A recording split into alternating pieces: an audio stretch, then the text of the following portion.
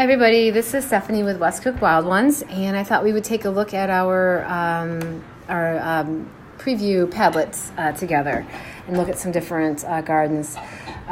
So one of the things in our tour that you'll be able to see are trees and shrubs that you might not otherwise get to know. This here in the back is a pagoda dogwood. It can be popular to use in native landscapes and is just beautiful and has flowers in the spring. A lot of our gardens have at least one, if not more, native shrubs and trees, and a lot of us are trying to get more into our garden. This is from Charlie Rudabush's his yard. He actually had a fox. He lives in Oak Park, but this fox has come in his yard and visited him, and even at night, if you go to the Padlet, you'll be able to hear the fox talking. And one of their favorite plants is green dragon, as well as jack-in-the-pulpit. This is from Eric Otto's garden. He has 3 rain gardens, so if you're interested in managing stormwater, his garden would be one to definitely visit. A lot of our gardens will have milkweed. You might get to see caterpillars. This generation now will be the ones that will migrate away.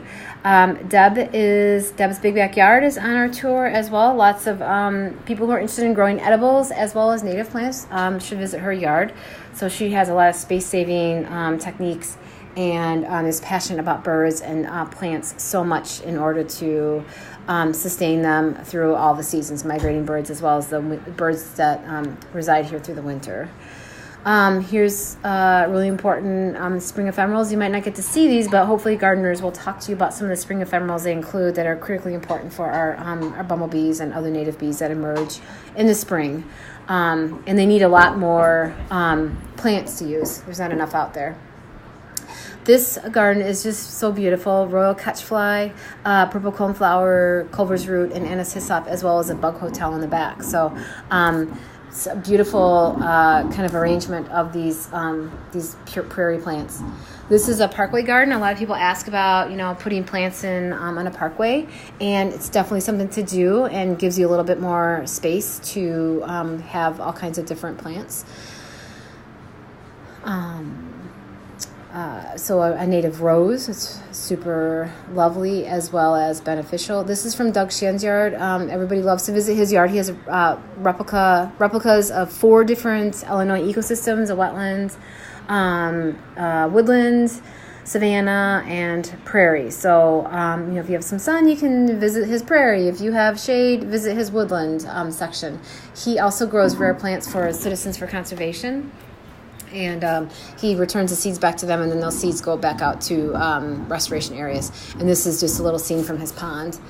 A lot of us have shade, so it's nice to know that there's people out there who have played around with pollinator plants. So, if you want to support pollinators in the fall, as well in the spring, there are definitely some plants there. So this garden has lots of different kinds of goldenrods and asters.